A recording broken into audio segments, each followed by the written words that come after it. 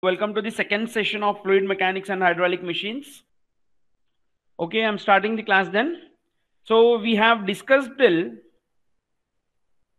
basic properties such as mass, weight, area and volume. Today we are going to start the properties of the fluid.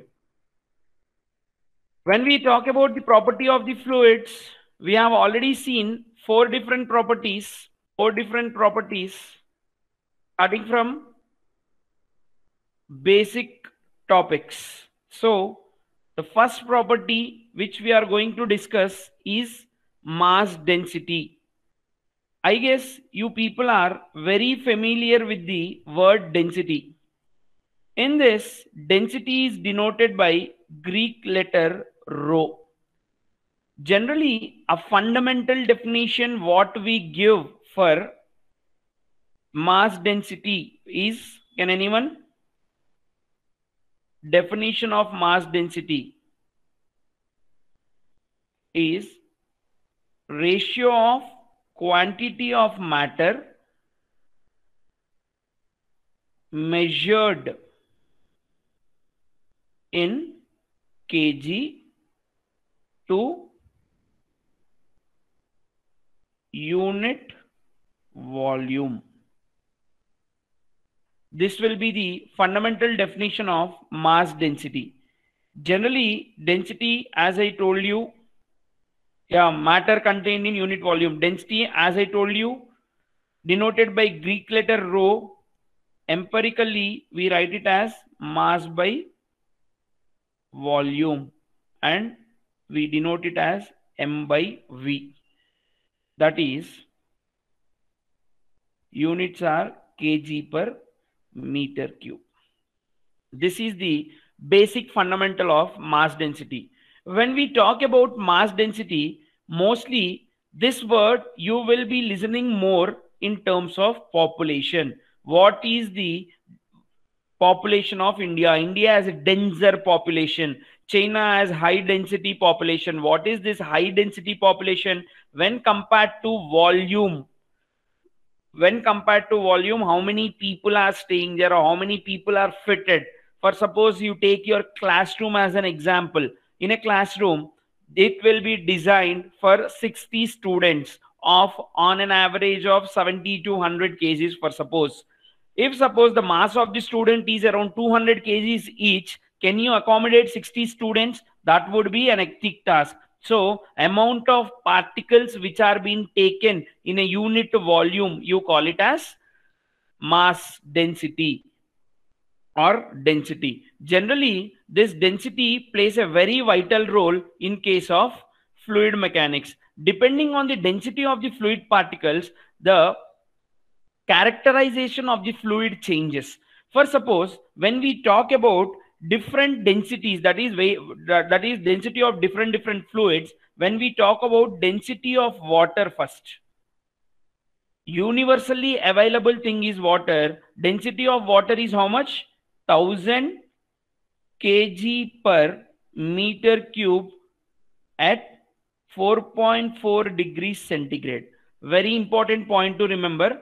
Standard fluid is water and density of water is 1000 kg per meter cube at 4.4 degree centigrade.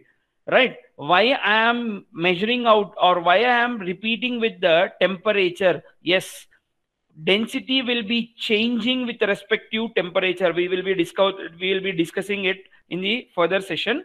Now, standard fluid, most of the time whenever you consider water, you will be taking it as 1000 kg per meter cube. You need to remember this value throughout the subject. Next, density of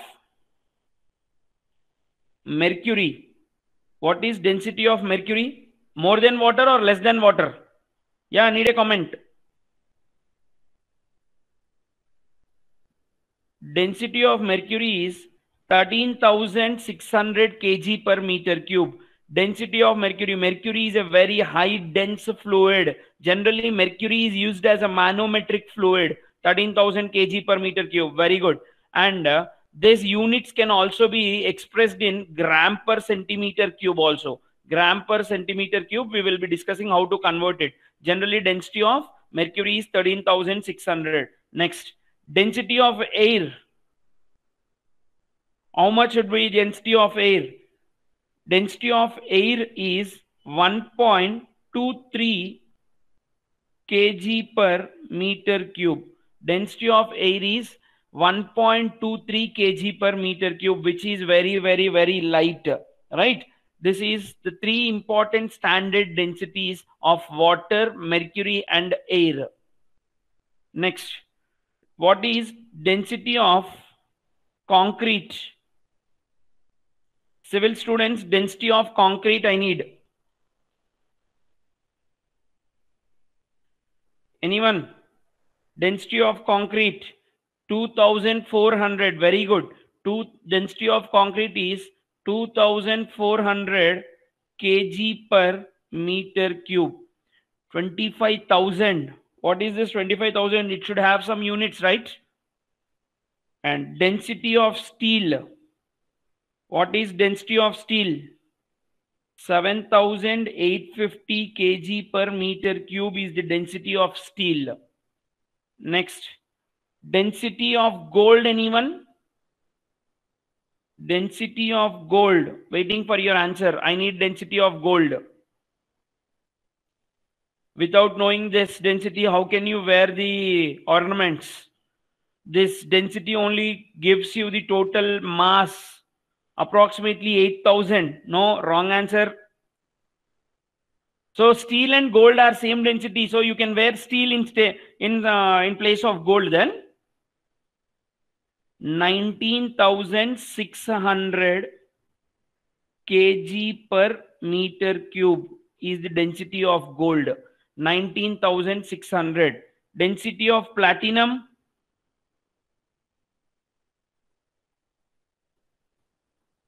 Density of platinum, anyone? It will be more or less than gold. One thing what you need to observe, when I see density of different things, water, mercury, air, concrete, steel, gold, as density is getting increased, price of that is getting increased. Water, see, air price is very, very less, density is 1.23 because air is present everywhere. Water 1,000. Yeah, water is a bit costlier than air. Whereas mercury is costlier than water. Concrete is costlier than mercury. Steel is more costlier. Gold is much more. So platinum should increase or decrease? If it increase, how much? Density of platinum is around 22,500 kg per meter cube. Density of platinum is, I'm writing it again at the bottom, 22,500 kg per meter cube. Density of platinum. Density of oils, very much used in the fluid mechanics, will range from 600 to 800 kg per meter cube. Right? Density of any stones, civil students, this is important to you, will be 600 to, sorry, 1 second, sorry, that should be 1 second, density of stone weight. Yeah, density of stones will be varying from 2,000 to 6,000 kg per meter cube. 2,000 to 6,000 kg per meter cube, it will be varying. So last and final question I want to ask you on the base of density. Can I know density of diamond? Density of diamond, please. Anyone can tell me density of diamond? So see here, concrete.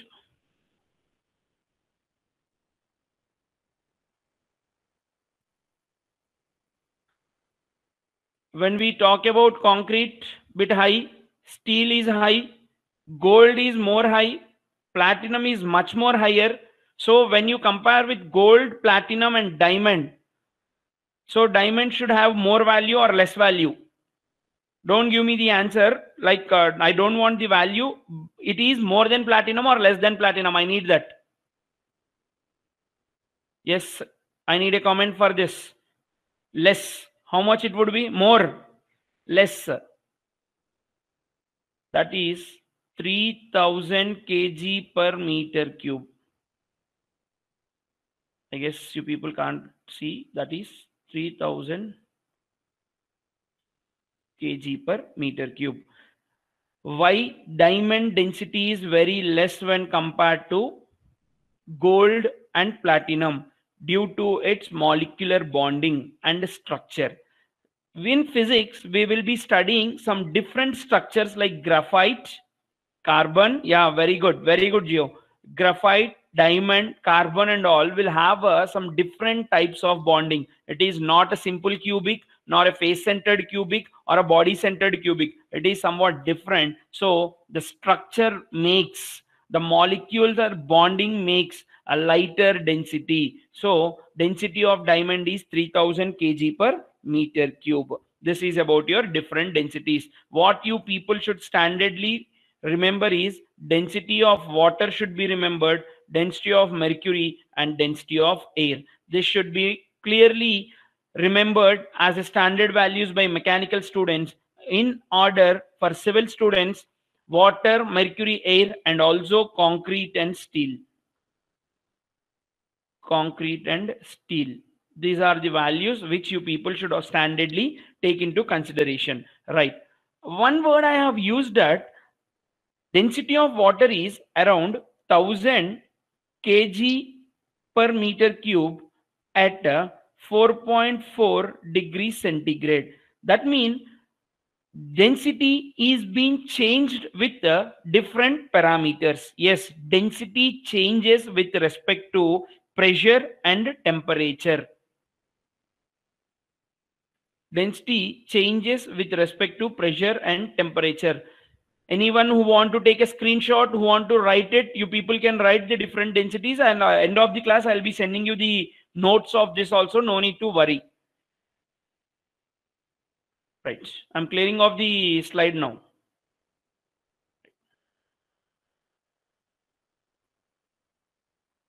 Now we are going to talk about the variation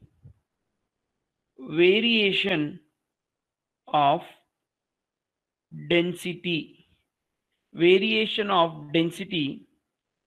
with respect to temperature and pressure.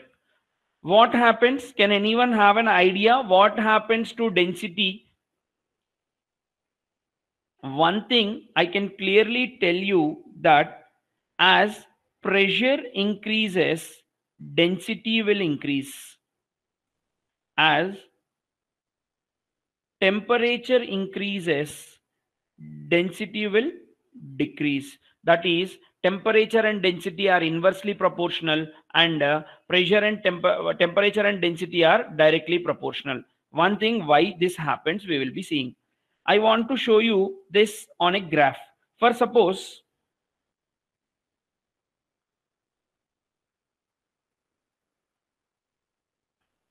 yeah, graph looks like an inverted parabola. Very good. See, when we take the graph into consideration, and this is your origin, let this be temperature of 4.4. This is temperature of 25, 75 and 100 degrees. At 4.4, at 0 degrees, somewhat the density of water at this point should be 999.9 kg per meter cube. 999.9 kg per meter cube, right?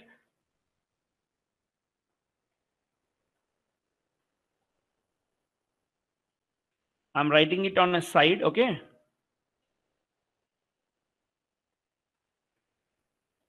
I'm writing it here. This is 999.9. Now, at 4.4 degrees centigrade, it will be at this point. This is around 1000 kg per meter cube, and at 25 degrees centigrade, at this point you will be having around 998, and at 75 degrees centigrade you will be having 973. This is how the temperature graph look like. And when you join this graph, see how it look like. This should be an inverted parabola, as your friend told. The density is getting increased at 4.4 degrees and constantly decreasing as the temperature is increasing. So this point which we have told, that temperature increases, density will be decreasing. Temperature plays a very vital role in case of fluids. Now, what happens and why we need not consider a lot in case of liquid? We never consider the change of temperature, change of density in case of liquid, because when you see the difference here, with the rise in temperature there is very minute change in the densities. That is, we can clearly say that in case of liquids, we can clearly say that in case of liquids, the change is only 0.5%. That is, you change the temperature, you change the pressure, whatever happens, the change will be only 0.5% in case of liquids like water, etc. See, when we talk about the water in this graph, temperature is increasing, there is very minute change in the densities. When you see the difference in the density values, you will be not hardly getting more than 0.5%. So we need not consider any changes, that is 0.5% change in density need not to be considered. So this is one reason where density is not getting changed, or we are not considering the change of densities. We will be assuming the fluids as incompressible in fluid mechanics. Yesterday we have spoke around this. This may be the reason why we consider that the fluids are incompressible, right? This is when you change the pressure from 1 bar to 100 bar, or from 100 bar to 1 bar also same thing happens. So need not worry more about change in pressure and density in case of liquids. Whereas you need to worthwhile take gases into consideration, you will be having a lot of change with respect to pressure and temperature. Density will be changing. We clearly know that PV is equal to mRT. P is equal to m by v RT, we can write, where m by v is called as rho RT. Sorry, P is equal to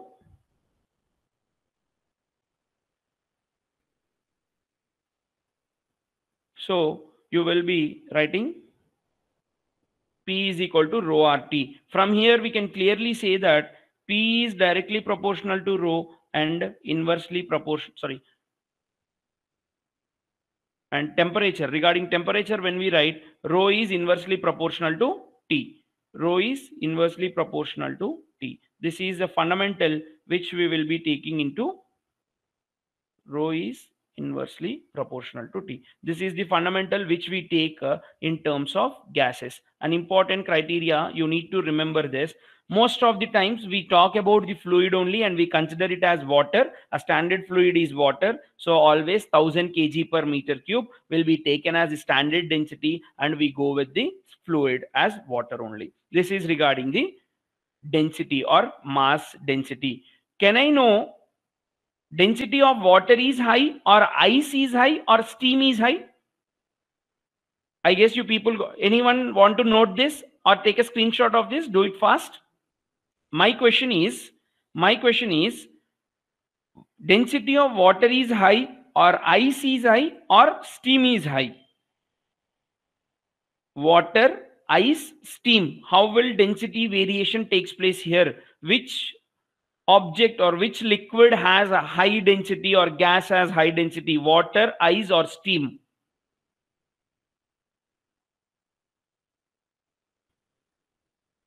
Yeah, no comment till now. Very good, very good. Ashwati, very good. Example, when we take water has higher density than ice than steam. Right? Okay. Can I know the density of ice? Density of ice. 916 kg per meter cube is density of ice. Steam density I am not telling you because that steam properties will be changing in supersaturated state, saturated state, dry steam, wet steam, etc. Ice, yeah, at 0 degrees centigrade where ice is being formed, we are taking it as 916 kg per meter cube. One more answer which you people should remember is density of seawater.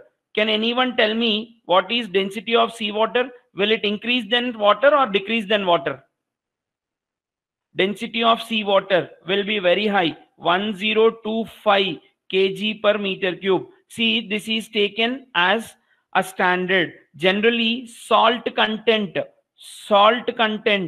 when salt content is increasing in fluid, the density will be increasing. When salt content is increasing, density, for suppose, take a glass of water and add 4 to 5 spoons of salt in it, by within less time only that becomes like a salt, like you will be seeing the difference in the fluid, that is water won't be so clear and it will be bit rigid like thing. So as the salt content is increasing, obviously there will be the increase in density values. So this is regarding the mass density. Again I am repeating, density of water is 1000, density of air is 1.2, and density of mercury is 13,600. Three values you people should remember. This density can also be expressed in terms of gram per centimeter cube also, expressed in terms of gram per centimeter cube also. Okay, when you want to express anything in terms of gram per centimeter cube, for suppose you take density of, like how the changes should be,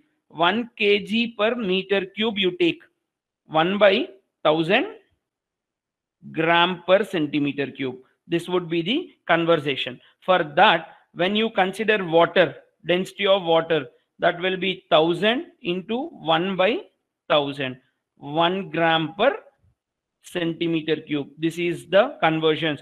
99.99% of the times you need not convert anything. It should be in kg per meter cube as an SI unit. 1000 kg per meter cube will be the value of water density. It should be always in kg per meter cube. Please note this point. So this is about density, the property, very important property. This property will be used throughout the subject in the conversions with the next properties. Clear, or any doubts in density?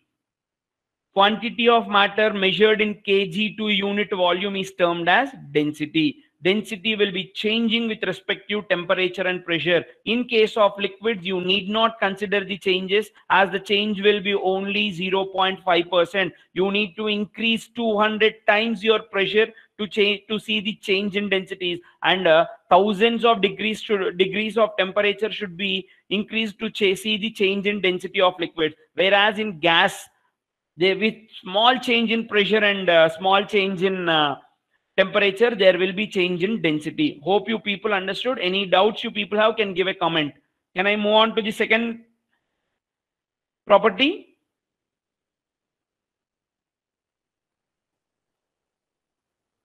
Yeah, anything, any doubts to anyone, any comment? Is it clear to you people? Right. The next topic will be, or next property will be specific weight. Specific weight of the fluid. Specific weight is denoted by letter small w. Specific weight of the fluid. Specific weight, we will be terming or defining it as ratio of quantity of matter measured in Newton to unit volume. Right. So I guess you people would have understood the value now. W should be is equal to what is the ratio of quantity measured in Newton. Okay, I'm writing it here. Measured in Newton. It went on to the measured in Newton to unit volume. That is, weight will be measured in Newton per unit volume is W by V. Units of weight is Newton per meter cube. This is how we will be terming specific weight as. That should be is equal to W is mg by V. What is m by V? M by V will be rho g. So we can write specific weight W is equal to rho g. G will be always constant. What is the value? 9.81 will be your value meter per second square. So whenever we want to know the density of specific weight of any substance, if you know the density, you can clearly know the specific weight. W, that is specific weight of water. What is density of water? We will be taking it as 1000 into 9.81. That should be 9810 Newton per meter cube. This is the standard you need to remember. This is the standard you need to remember. Next, density of or specific weight of air. Can anyone tell me what is the specific weight of air? 1.23 into 9.81 will lead to value of 11.77 Newton per meter cube. 11.77 Newton per meter cube.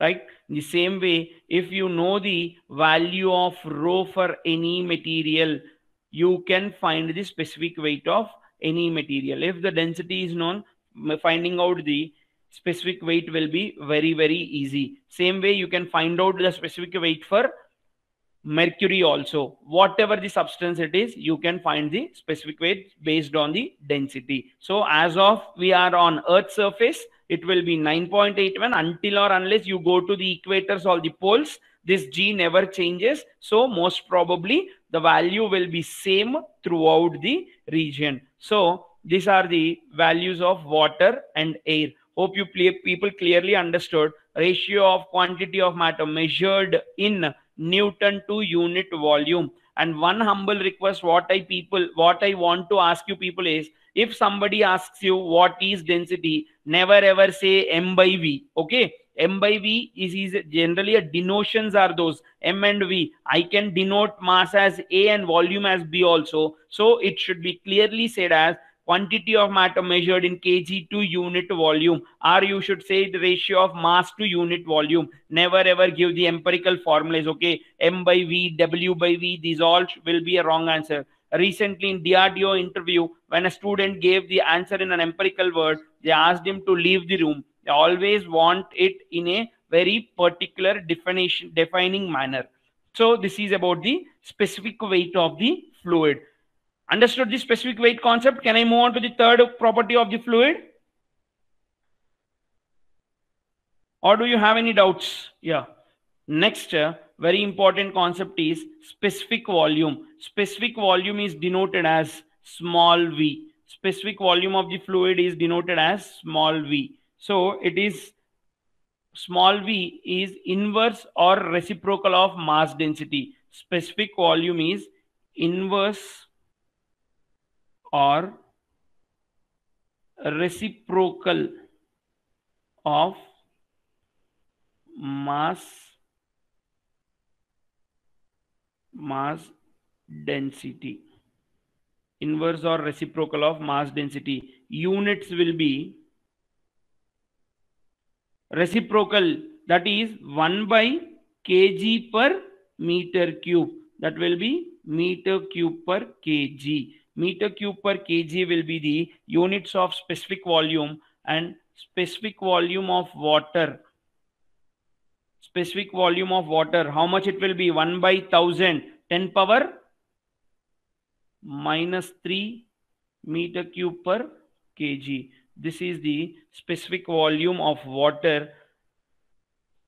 Just a property is specific volume of the fluid. It is purely reciprocal. That is mass, that is volume of the fluid to mass. That is inverse of the density. Very, very shorter. No need to remember this. Just it is a reciprocal. You people will be having a good idea on this. So I just hope you people don't have any doubts in specific volume.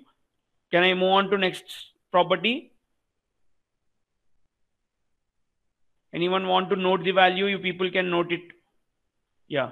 Next, very, very important property is specific gravity of the fluid. This is a very important property. We will be taking the specific gravity of oils in manometers. In the manometry, we will be using. This is called as a relative density also. We call it as relative density or specific gravity. Generally, it is denoted by SG or RD. Specific gravity or relative density, SG or RD, we will be calling it as. Yeah, very, very easy to remember this. Ratio of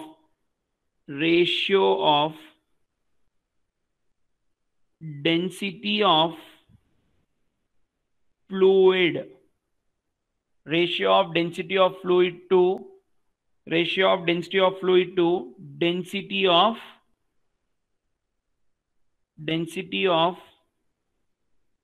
standard fluid, you call it as. What is standard fluid in fluid mechanics? What is standard in case of fluid mechanics?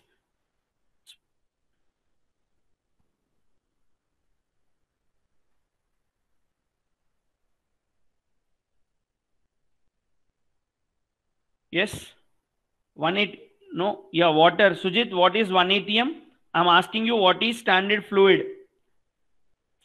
Specific gravity is density of fluid to density of standard fluid. Can anyone tell me the units?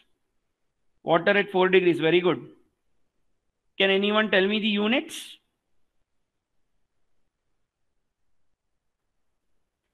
It has no units. Density of fluid to density of standard fluid, kg per meter cube, which will be getting cancelled. All right. So my doubt here is standard fluid is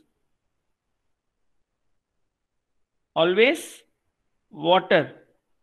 Then what is a standard gas or air? No. Air can't be taken as fluid. Here, totally in case of fluid mechanics, standard fluid is water. That is standard liquid, we'll be taking it as. Standard gas is always air or nitrogen. Okay.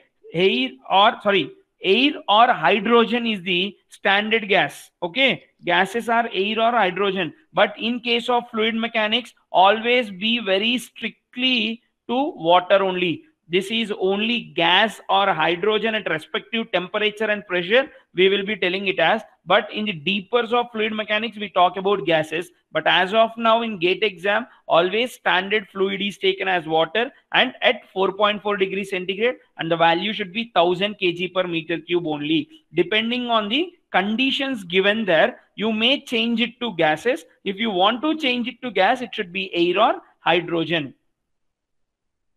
It should be air or hydrogen based on the given conditions, right?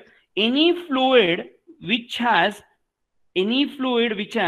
specific gravity less than 1 means lighter than water. Any fluid which has specific gravity less than 1 are termed as lighter fluid. Very, very light it is. Okay, you take liquid into consideration. I'm repeating the point here because in manometers, most of the time we take mercury or any oils, etc., but not a gas. Okay, when a gas is been filled and he gives in the question at a standard temperature and a pressure, so and so gas is filled, at that time you need to go for a standard gas as air or hydrogen at given temperature and pressure. Never ever in the history of GATE exam he gave about the gases. Always it will be a liquid and you will be terming it as a fluid, and 1000 kg per meter cube is taken as the standard fluid density. That is nothing but water. So this is about the specific gravity or relative density. It has no units. It can also be written as, how can we write specific gravity? Specific weight of the fluid to specific weight of standard fluid. You can write in this way also. Specific weight of the fluid to specific weight of the standard fluid. What is specific weight of water? 1. What is specific weight of standard fluid? We take it as water only. So specific gravity of water is always how much? Specific gravity of water is 1. Because density 1000 by 1000 also it becomes 1, and specific weight of the fluid to specific weight of the standard fluid also it will become 1. So specific gravity of water is 1. So that's why I told you anything or any fluid whose specific gravity is less than 1 is a lighter fluid than water. Specific gravity of water or relative density of water is 1. Always this topic we use more in manometers. For example, how will be used? How the question will be is, anyone want to take a screenshot or copy it? Do it fast. Any value to be taken? I'm erasing it.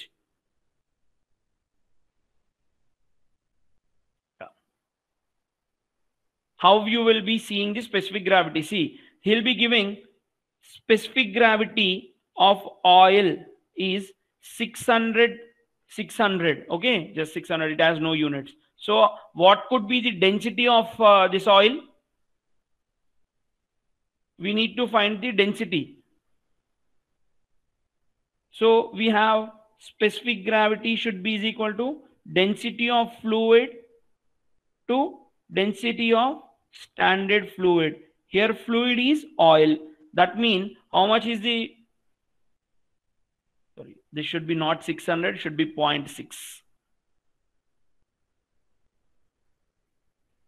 Should be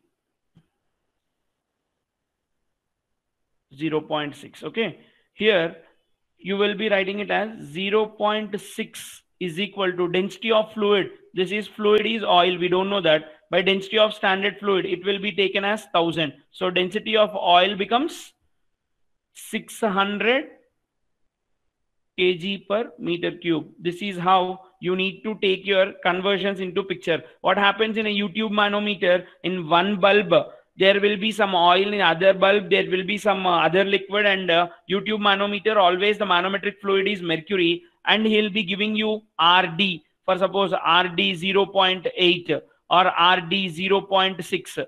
That is relative density. Most of the times manometric questions will be he won't give you density directly, he'll be giving you the relative density, and this way you need to find the density of the fluids. As I told you, density of oil will be changing from 600 to 800 kg per meter cube in case of density only. I guess you people understood how the conversation should be made. Always density of oil, density should be in kg per meter cube while solving the sum.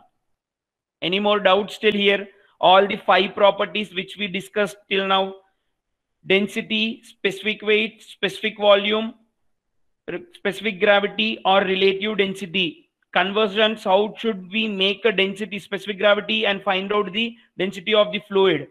No doubts till now, right? Because we are going next into the very interesting and an important 2 marks gaining property called dynamic viscosity. For sure you will be having a 2 marks question from dynamic viscosity. Dynamic viscosity, we use these basic properties into consideration. So till here I guess you people are very clear by seeing the comments. And is the fastness and the language okay to you, or any modulations to be made? Is my English very clear to you, or am I going any fast?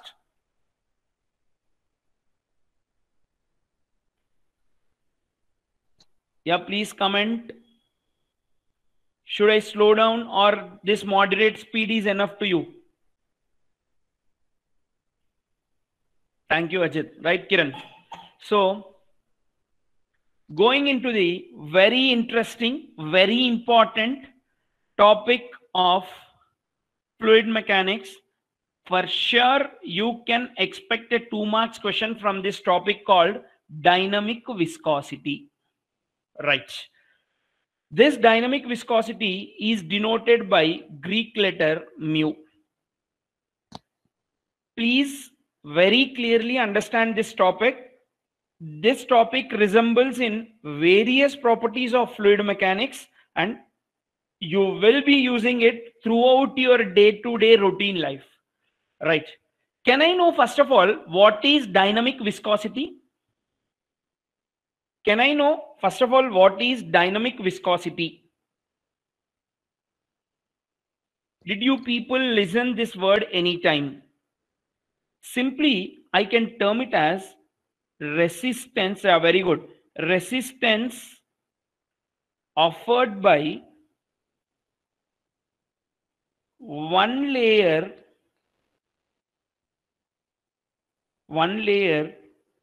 of the fluid onto its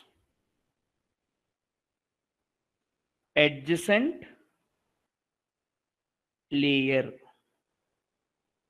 That is, resistance offered by one layer of the fluid onto its adjacent layer is called as dynamic viscosity, it seems, right? This is a fundamental definition.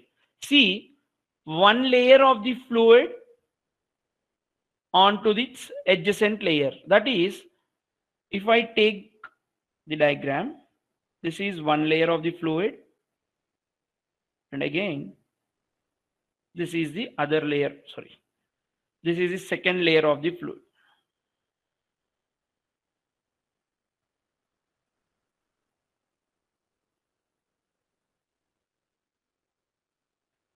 So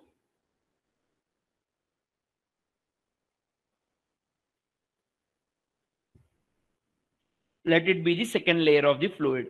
When two layers of the fluid are being flowing or in motion, he's saying that there should be some resistance created by one layer of the fluid onto its adjacent layer. The topmost layer of the fluid, this is the first layer, which is creating some resistance onto the adjacent layer. Can I know why is this resistance created? Why is this resistance created? This resistance to flow, yeah, that is right answer, but why it is created? The two reasons why it is created is, the first one is due to intermolecular momentum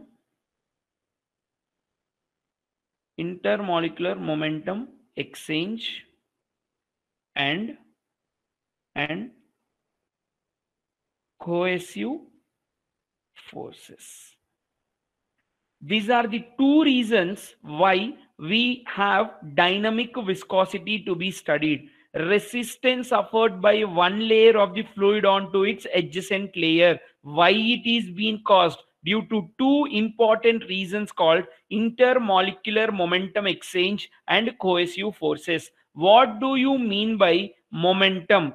Momentum is nothing but product of mass and velocity. Product of mass and velocity. That is, one fluid particle is interchanging its momentum onto its other layer, and by the same time there is some force called as cohesive forces. See here, before going into this, you people should know what is cohesive force and what is adhesive forces. Obviously any particles will have these forces. All the particles in nature may have cohesive nor a adhesive forces. Cohesive forces are nothing but attraction between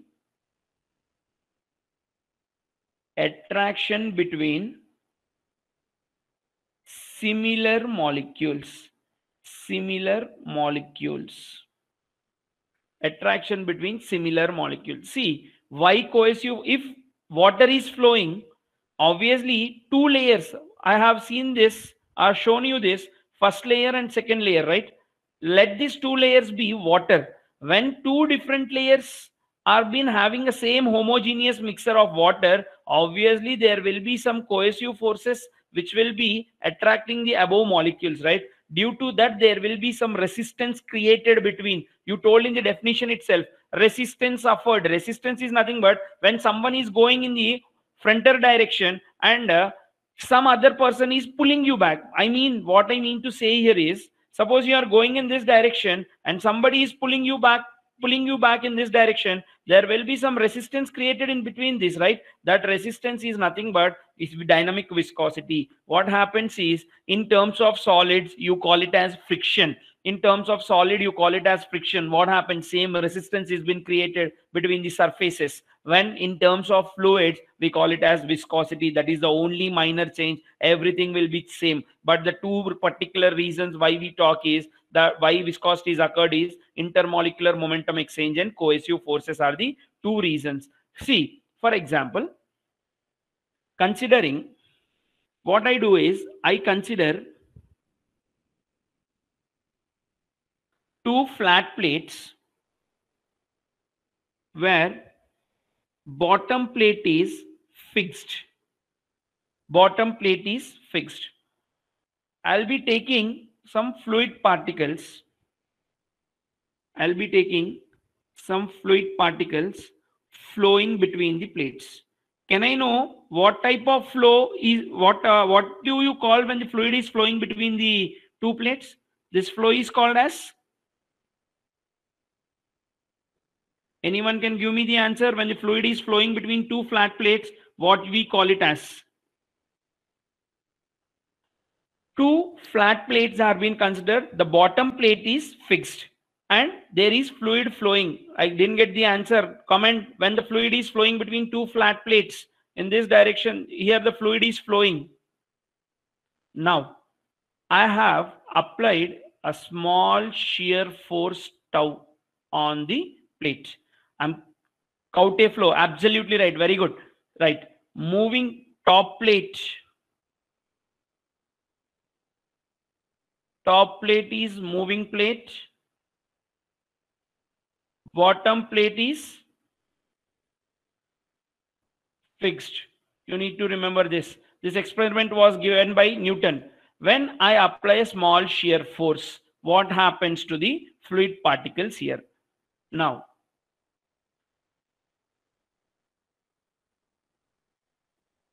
let this be the distance between the two plates. This is the distance between the two plates. A fluid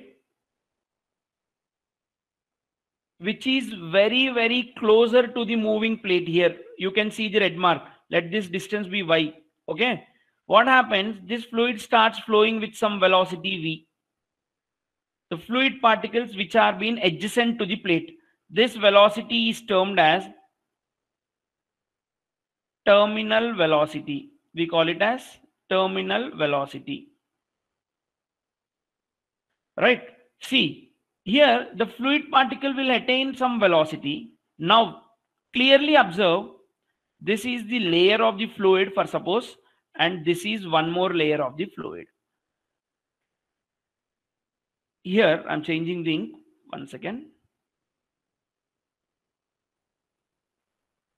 Yeah.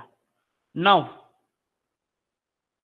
here the fluid particles will have more velocity because these are very nearer to the moving plate. The white line which I am drawing here. Due to this, the fluid particle will collide each other here. There will be transfer of intermolecular momentum exchange and this fluid particles will be running in this direction. Whereas I told you something called as cohesive forces. Attraction. This fluid particles will be getting attracted. There will be some pull by the adjacent layer due to cohesive forces of the fluid particle. One layer of the fluid particle is moving in this direction and the bottom layer here is trying to oppose the flow. It is trying to oppose the flow, right? What happens? It will be like this. The fluid here, it will be moving with high velocity. Here the velocity drop will be there. Why? Because there is attraction between two molecules, and now the velocity here is more. Here the layer, it is getting decreased. When it is coming down, when it is coming down in the radial direction, what happens to the velocity? Increases or decreases? Increases or decreases? Need a decreases. Very good. What happens if I draw the profile? If I draw the profile, my profile will be somewhat like this. That is, the velocity at this point is very, very high. At the velocity at this point is becoming very less. And here the fluid particles will have zero velocity. Here, one more condition, you call this as no slip condition or laminar sublayer condition. Laminar sublayer condition. Why? Because see, we have discussed fluid will have cohesive forces. See, wherever cohesive forces are there, adhesive forces will also be there, right? What do you mean by adhesive forces? Attraction between dissimilar molecules. One second, guys.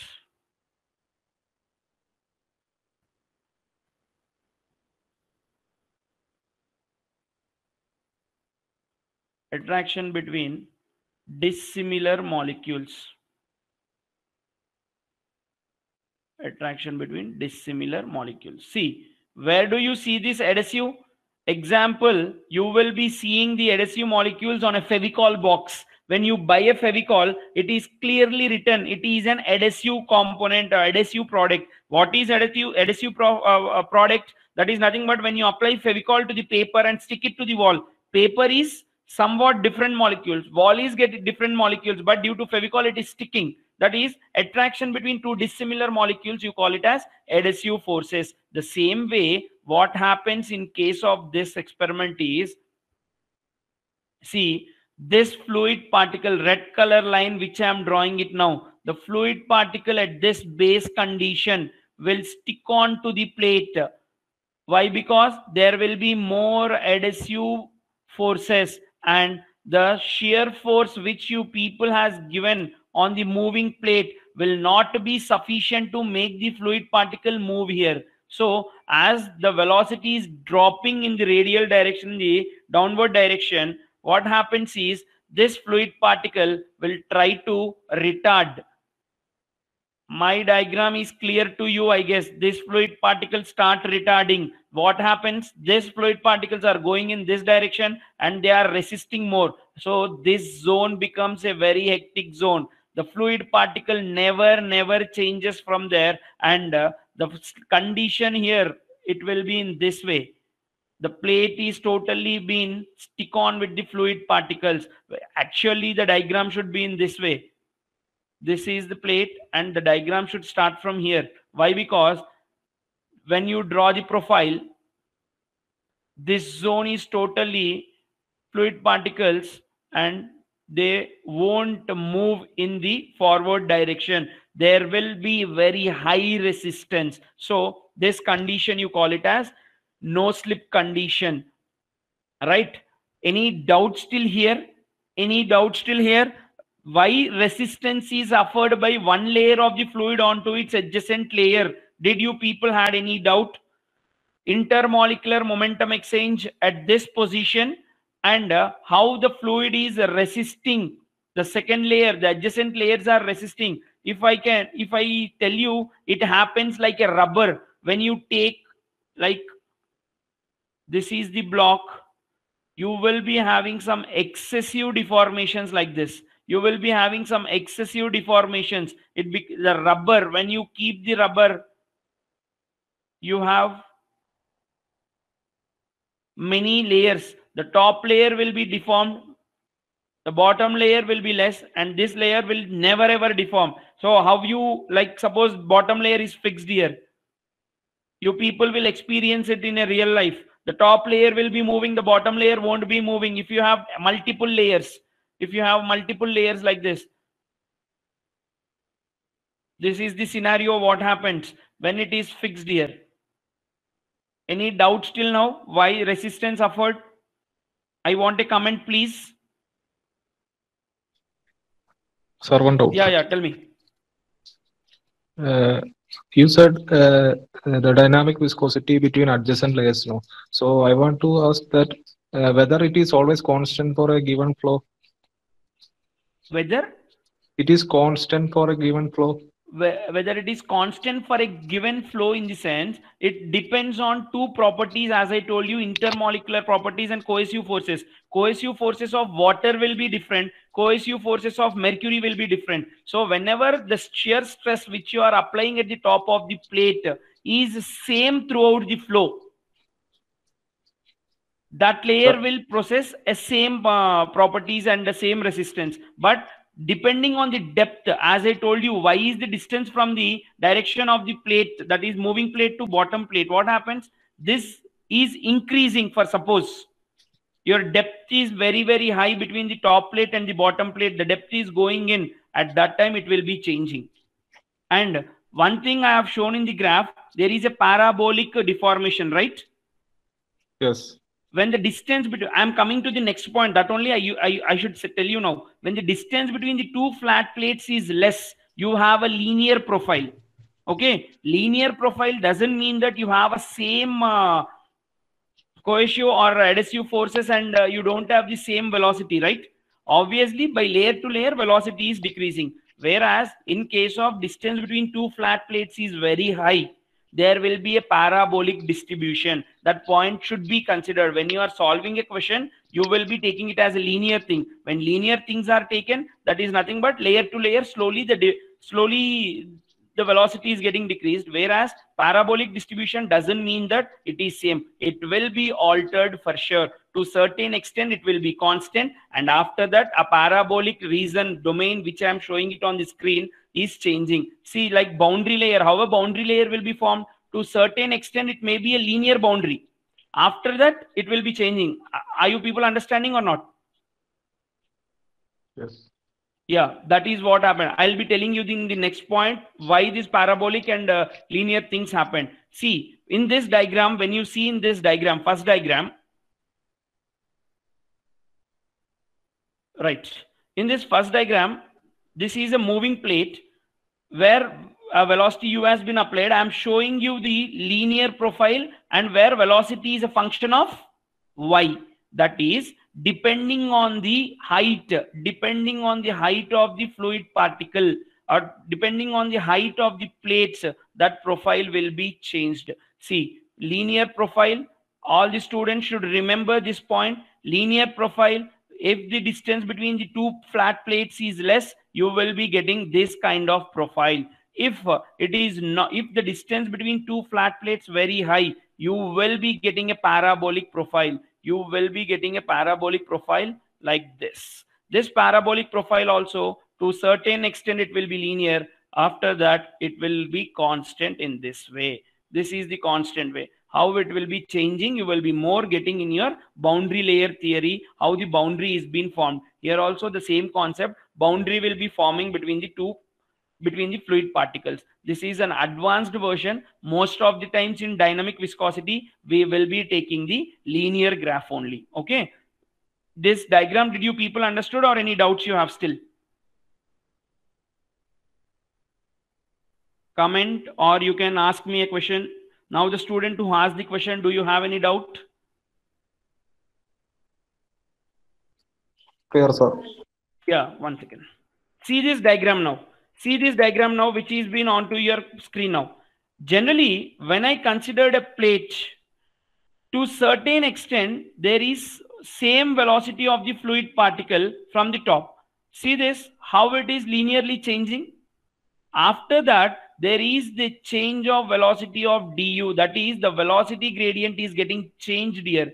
And this linear graph became a parabolic graph. Till here it is linear. After that it becomes parabolic like thing. That is, the velocity u plus du. That is, there will be some change in velocity. What happens exactly is, when you take two flat plates, if I take a parabolic profile, I cannot directly give is that shear stress is directly proportional to velocity, or shear stress is inversely proportional to distance between the plates. We will be considering a small elemental strip in this zone.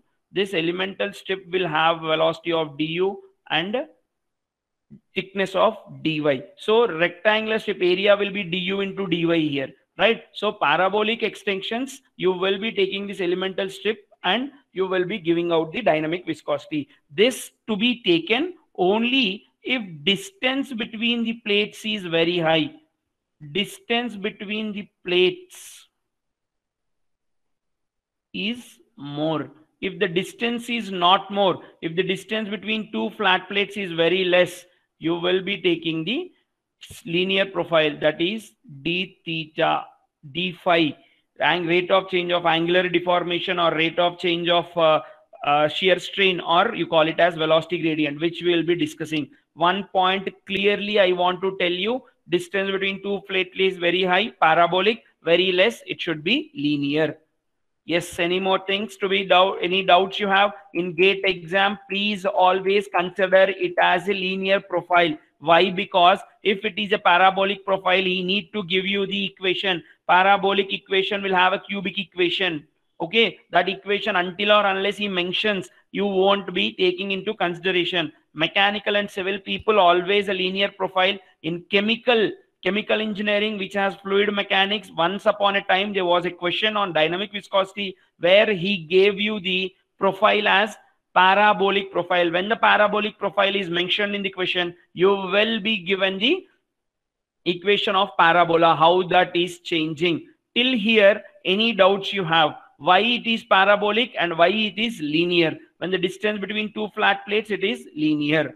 So keeping this into mind, if I go with equation of dynamic viscosity, see from the diagram, I'll write shear stress is directly proportional to velocity, and the same shear stress is inversely proportional to the distance, because whenever the shear stress is applied on the plate, the velocity of the fluid particles was very high adjacent to that. As the distance is getting increased, the shear stress was getting decreased, right? So combiningly, I'll write tau is directly proportional to V by Y. In the same way, as I'm telling, the distance is getting increased very, very high. That is two flat plates.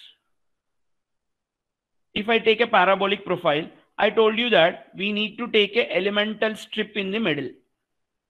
At that time, du and dy concept will be coming into picture. So here, what happens, I'll change this equation as, because at some part from bottom or some part from the top, I need to calculate my shear stress. So tau is directly proportional to du by dy. I'll be writing this equation as tau is directly proportional to du by dy. See, this is also absolutely right if the profile is linear. If the profile is parabolic, we don't know how it is proportional. So we are considering a elemental strip and we are taking it into consideration. So here tau du by dy is called as velocity gradient. Velocity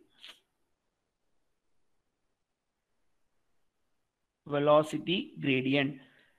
If you people remember, I told that in case of fluid mechanics, fluid is a substance which deforms continuously under the application of small shear force.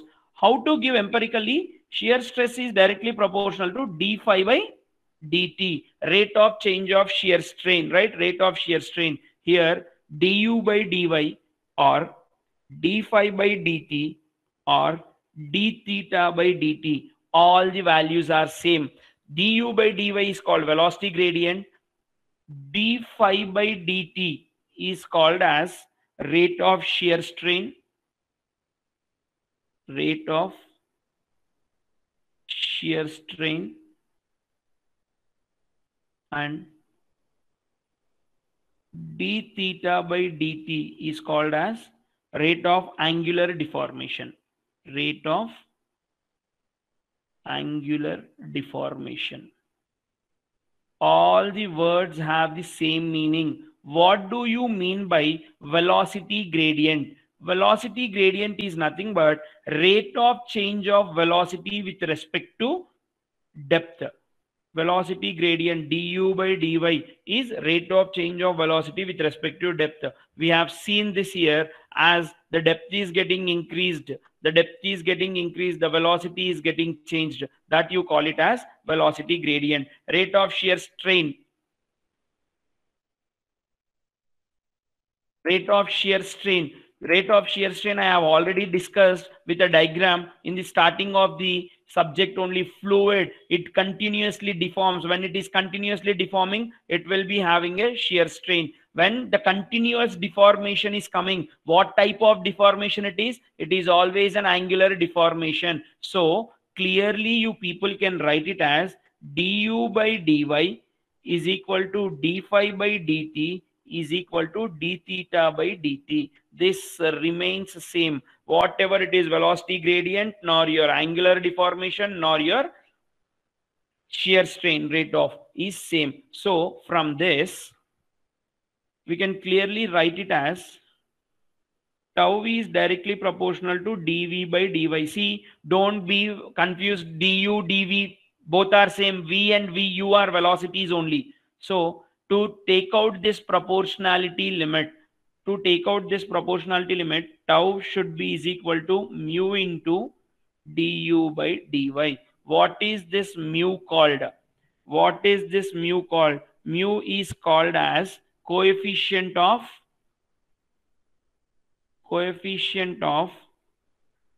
dynamic viscosity. You call it as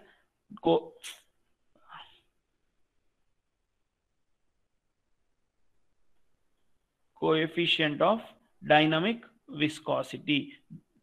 And mu is nothing but resistance to flow. You call it as mu is resistance to flow. You can call it as resistance to flow also. So finally, according to Newton's law of viscosity,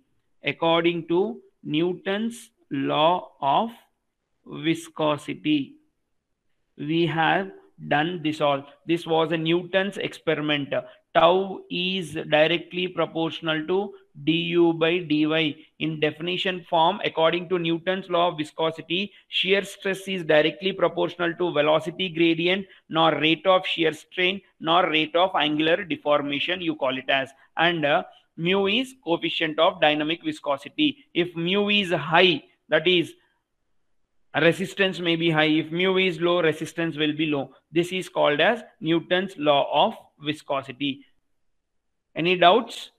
Any doubts in Newton's law of viscosity? Why tau equal to mu into du by dy? And what is du by dy? In place of du by dy, you can replace with d phi by dt or d theta by dt. That is up to you. Angular deformation, nor shear strain, nor velocity gradient. Whatever it is, you can keep it.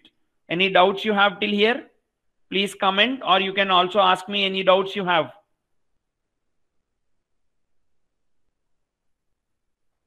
Kiran, clear. Other students, please. This is how the deformation takes place. Here it is written, see, shear stress gradient, that is du by dy is velocity gradient. In that plate, you can take it as d phi by dt or d theta by dt also. So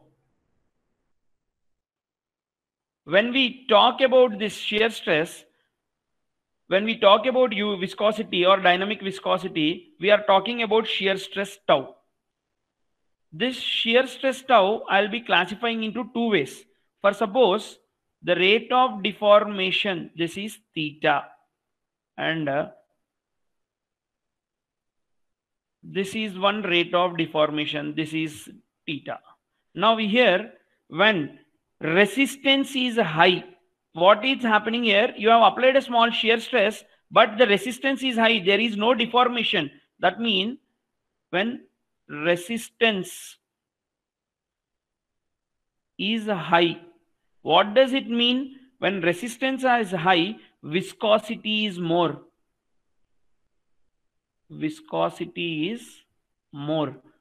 Okay, the fluid is not flowing. For example, honey you take here. When you take honey and you apply small shear force, it won't deform such easily. Whereas here, if you take water, you give a small shear force, it starts deforming. Here the resistance is low. That means viscosity is low. Resistance is low, your viscosity is low. Or we can write d theta by dt is low. D theta by dt is less here. D theta by dt is less deformation. Here your deformation is very high. You can say in this way also. Okay. This is regarding the shear stress. Applied shear stress is same for both the objects, but one object or one fluid deformation is more, one object deformation is less. So it all depends on the molecular bonding and cohesive forces. This is regarding the shear stress concept. Next, what are units of viscosity? What are the units?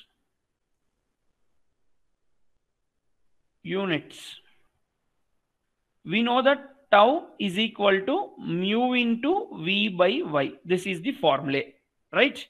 Tau, I'll be writing shear stress as force per unit area is equal to mu into V by Y.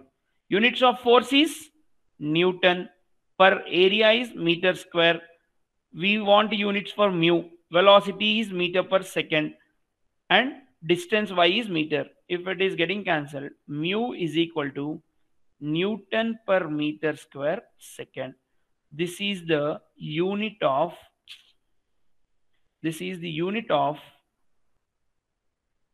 dynamic viscosity. These are the units of dynamic viscosity. Newton, mu is equal to Newton per meter square second. Always remember this is an SI unit. Most of the time, this dynamic viscosity will be expressed in terms of poise. What is this poise? Poise is unit of viscosity only, but it will be in a CGS system. What is poise is mu. Poise is equal to dyne per centimeter square second. You call it as dyne per centimeter square second. I told you how to convert newtons to dyne in the first class in the weight itself. Centimeters to meters you people know. And now this one poise, how to convert it? One poise is equal to 0.1 Newton per meter square second. This is the conversion. Always you need to remember this conversion. Why you need to remember this conversion is in GATE exam, 95% of the times you will be given dynamic viscosity in terms of poise only. You need to convert it into Newton per meter square into second or Pascal second. Right? One poise is 0.1 Newton per meter square. Any doubts? Any doubts you people have till units of viscosity? Dynamic viscosity, you need to call it always. It should be dynamic viscosity only, no other words at all, because other word will be kinematic viscosity, which is totally different. Any doubts you people have? Concept of viscosity, a very important 2 marks raising question is this. Right. So this is your viscosity. So we have got everything regarding viscosity. Why it is called viscosity, why viscosity is caused in the fluid particles, how the graph will be there, what are the what is the difference between shear rates or angular deformations or velocity gradients, and as well as units of viscosity. Keep all these signs apart for some time. And did you people see viscosity anytime? Keep the signs apart, resistance offered or intermolecular momentums, etc., etc. Keep it aside. We will be simply talking about generally what is this viscosity. Did you people see this viscosity in a real life? Yeah, you can comment me.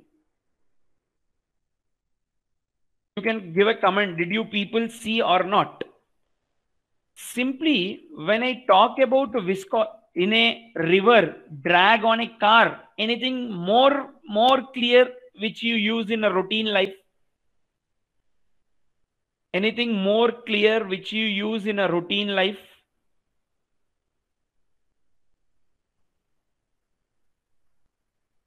honey. Simply, if I talk about viscosity as a layman, Geo, do water have viscosity? If water has viscosity, I want the value of viscosity. Is viscosity of water high or low? Simply as a layman, if I talk, viscosity is nothing but stickiness. Stickiness. Oil as viscosity. Oil will stick to you. Once you take oil into your hands, it is sticking to you. Mercury you take, it will be having. And you take honey, you have this. More the stickiness, more the stickiness, more your viscosity. Okay. So generally as a layman, if we talk honey, oil, etc. are nothing but high viscous fluids.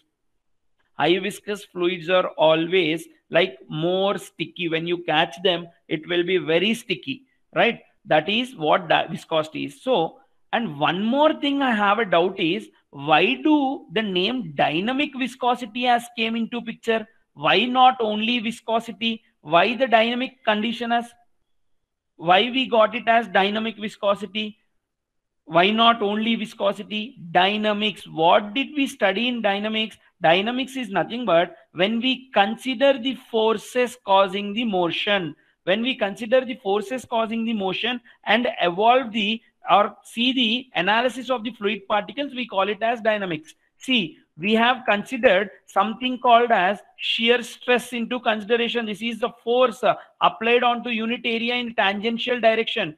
We are taking force into consideration, and the fluid particles are in motion. The fluid particles are moving. That's why the name is dynamic viscosity. When the fluid is in motion, analyzing the motion of the fluid particle by considering the forces, we call it as dynamic viscosity. So this is why the name is dynamic viscosity. Simply the stickiness is viscous fluid. Now, so somebody told me that water has viscosity. Yeah, I agree. Does water has viscosity? If it has viscosity, is water viscosity is very high or less?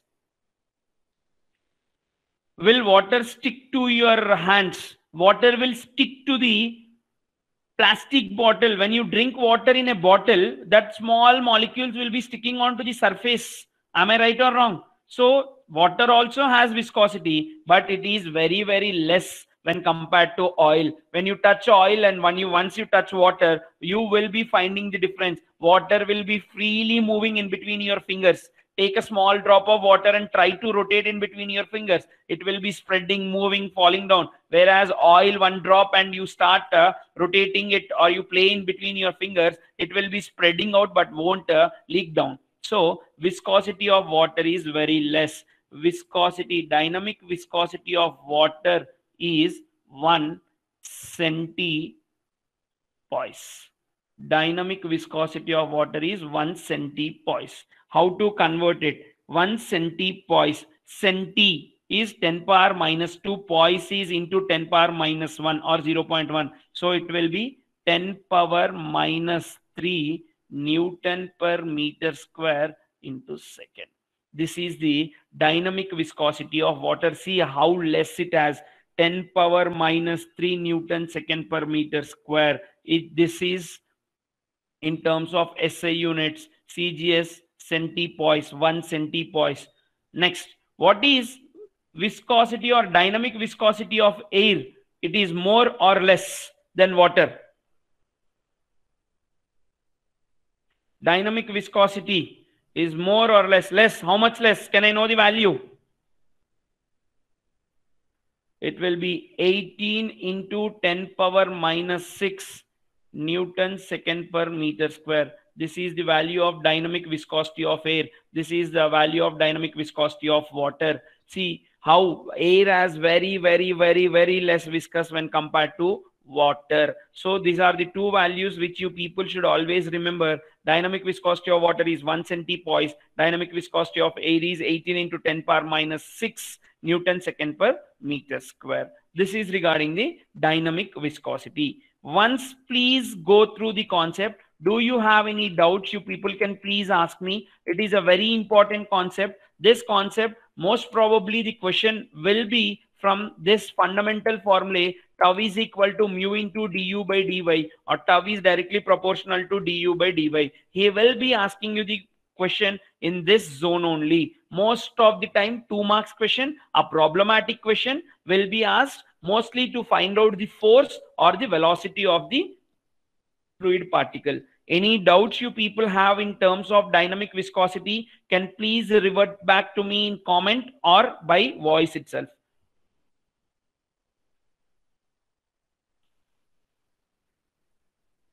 If you have any doubt, you can ask me so that we will be moving on to the variation of viscosity due to temperature. Any doubts you can ask me, or comment if you have any doubts. If you don't have any doubts, you can then also you can comment no doubts, it is clear, or something like that. Sujit, it is clear. Okay. Anything else? Units, etc., etc. All the other students? Clear. Okay. Right. So now the last thing what we are going to discuss: variation of viscosity. Will viscosity change? Variation of viscosity.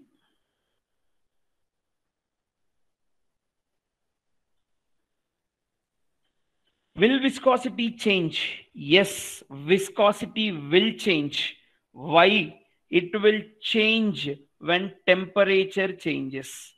When temperature changes,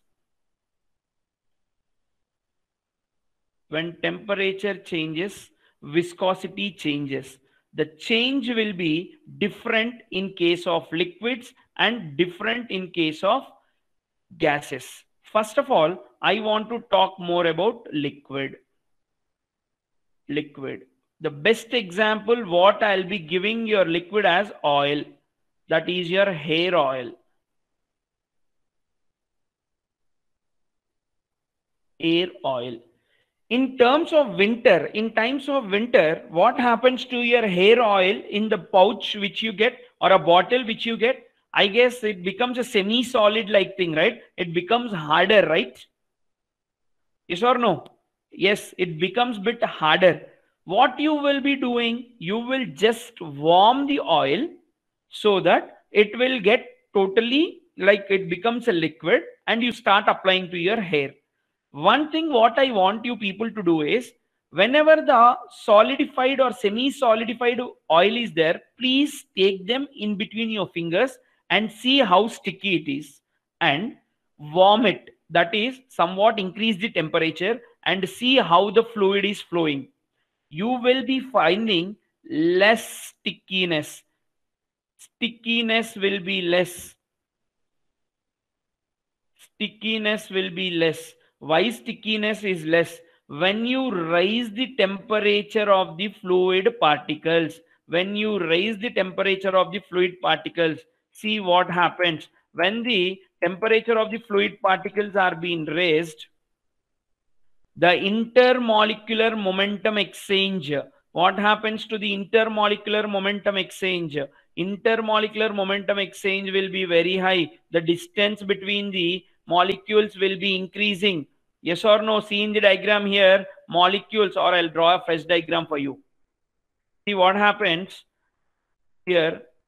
The distance between the molecules will be increasing. When the distance between the molecules are getting increasing, what happens? The cohesive force, the resistance will be decreasing. Resistance decreases. Why it is decreasing? Because intermolecular distance of the fluid particle is increasing. Where intermolecular distance is increasing, distance between the particles are increasing, obviously attraction of one particle onto the other particle decreases. So cohesive forces decrease. When cohesive forces is decreasing and intermolecular momentum or intermolecular distances are increasing, obviously what happens to the viscosity of the fluid particles? Viscosity will be decreasing. When the temperature of the fluid particle increases, dynamic viscosity decreases, and vice versa. If the temperature is dropping down in your winter season, the viscosity of the fluid particles will be increasing. This is in terms of liquid only. In terms of liquid only this happens, right? And vice versa will take place. Whereas when we talk about gases, if the temperature is getting increased in gases, cohesive forces in gases are negligible. With the rise in temperature, molecular disturbance increases. What happens? Suppose these are the gas molecules. If you increase the temperature, the randomness in the fluid particles will be very, very high. They get totally disturbed, right? They go strike the walls, etc., strike each and every fluid particle, and vice versa will happen. So what happened? When the molecular disturbance increases, resistance to flow also increases. That is, dynamic viscosity will increase. Initially it may decrease. When you increase the temperature in case of gases, initially the dynamic viscosity may decrease, but what happens after a few seconds of time, the randomness of the fluid particles will be very, very high. They start colliding, move at the path whatever they want and all. So as temperature increases, dynamic viscosity increases due to agitation of fluid particles. We call agitation is nothing but randomness in the fluid particle. Due to this happens due to randomness in the fluid particle. This happens due to randomness in the fluid particle, and vice versa. As temperature decreases, dynamic viscosity of the fluid particle decreases. That is in case of gases. So variation of viscosity in liquids and gases is in this way. As temperature increases, dynamic viscosity decreases in case of liquid. In case of gases, temperature increases, dynamic viscosity increases due to randomness, agitation of the fluid particle. This you call it as, this happens in case of gases. Any doubts you have? This is the complete topic of dynamic viscosity. Very important topic. Any doubts you have? Please give the comment or voice if you have any doubts. No. Yeah, every student should know this topic. Very important topic is this. Clear? When we plot a graph between viscosity and temperature, what is happening in case of liquids? In case of liquids, temperature drop will be there. Sorry, viscosity drop will be there due to increase in temperature. In case of liquids, there will be drop. Whereas in case, this is in case of liquids. Whereas in case of gases, with the rise in temperature, there will be rise in viscosity. This is in terms of gases.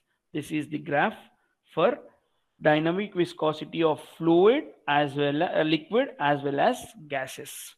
Right?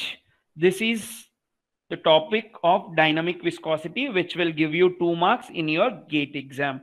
Hope 2021 also you have a question from this. 1 mark question, it will be a theoretical question. If it is a 2 marks question, he will be asking you based on the problem, numerical only, right? So I guess time is 7. It's time to wind the class. Any doubts in the properties which I dealt today, starting from density to dynamic viscosity? Density to dynamic viscosity. Any properties you have doubt? Today's class notes will also be sent to you to your WhatsApp number who took the material in the previous class. Any other students who want, please text me or mail me so that I can send you the notes, clear-cut notes of the topics dealt today in the class. Any doubts? Anyone? You people can ask me here. Are people very clear with the dynamic viscosity? You can ask, you can now switch on your microphones. Any doubts, you can ask me now.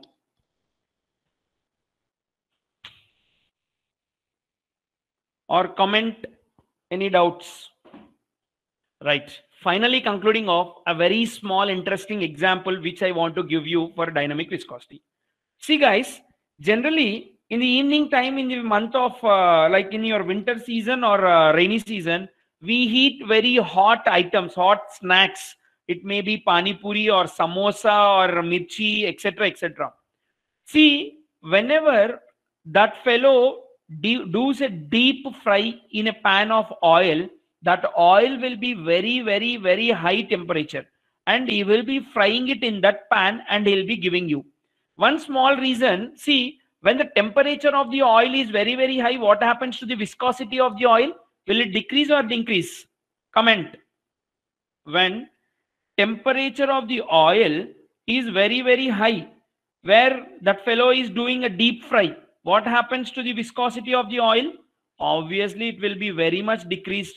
You will be seeing that oil as water only. It is very, very clear, very light and all. Now obviously that viscous particles will be onto the snacks which you eat. Obviously we eat it very hot. What happens? You will take inside your stomach. What happens in your stomach? The temperature inside your stomach will be high or less? Temperature will be less. When temperature is less, what happens to its dynamic viscosity? That fluid particle regains its dynamic viscosity. So where will the viscosity go? Is viscosity of blood is equal to viscosity of oil? Is viscosity of blood is equal to viscosity of oil? This will never happen. Viscosity of oil is only very high. Oil is some other material, blood is some other material. Blood is pseudoplastic, or pseudoplastic fluid is blood. Oil is some viscous plastic and it is a real fluid. So what happens is there will be a oil dump called as fat in your body. This why it doesn't happen when you prepare any item with a new oil. It only happens when the oil is heated multiple times. That fellow will be heating the oil from morning to evening multiple times from multiple days. When you go to a doctor, he will be saying, any junk food you cook in your home and eat it.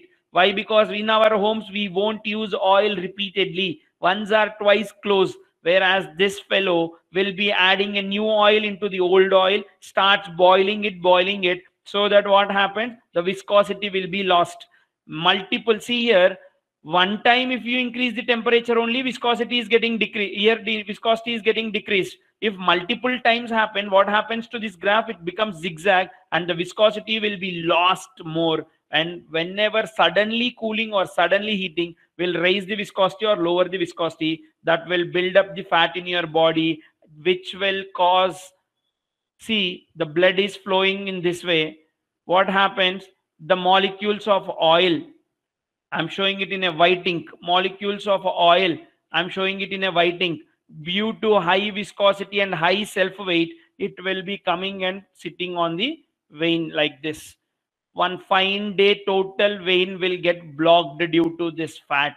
So never ever eat any food which is repeatedly or cooked in repeatedly, like heating and cooling oil. There will be some blockage in this way which will block the stream of flow. That's why they say you got a stroke. You got a stroke because the fat is being sat on the blood vein. Why this blood vein is totally blocked? Because of this viscosity of the fluid particles. The blood viscosity is very much different. Fat viscosity is very much different. The blood won't make this oil to flow continuously. Due to high viscosity and self weight, it will be coming down and settling here. So to again make this clot clear, nothing they'll do. They use a procedure called where they insert a nozzle connected with a spray and they spray water into your blood vessel, at 20 atmospheric pressure. What they do is they do stunting. This is a process called stunting. With 20 atmospheric pressure, they clear this total fat which is present, and they open out your blood vessel by using a steel material like this. They won't allow the fat deposit again to get clot your blood vessel. They will keep some steel metal here and open your blood vein so that the blood will be flowing happily without any clots. So this is what happened. Blood is a pseudoplastic, fat is some other material. If you are taking more, if the viscosity is very high in your body, this will happen. So again, if it is a small thing, you need to work out. When you work out, temperature of the body will be increasing. That's why they'll ask to work out vigorously. When you vigorously work out, temperature of the body will be gaining high. When the temperature is gaining high, the pressure, the velocity of the fluid particle, the blood will be high. When the velocity of the blood is high, if it is a small fat deposited at the veins, that is at the boundary of the vein, it will flush off. So that's why they asked to do this. So this is the best example for dynamic viscosity which can be given. Hope you people enjoyed the class and understood all the topics till dynamic viscosity.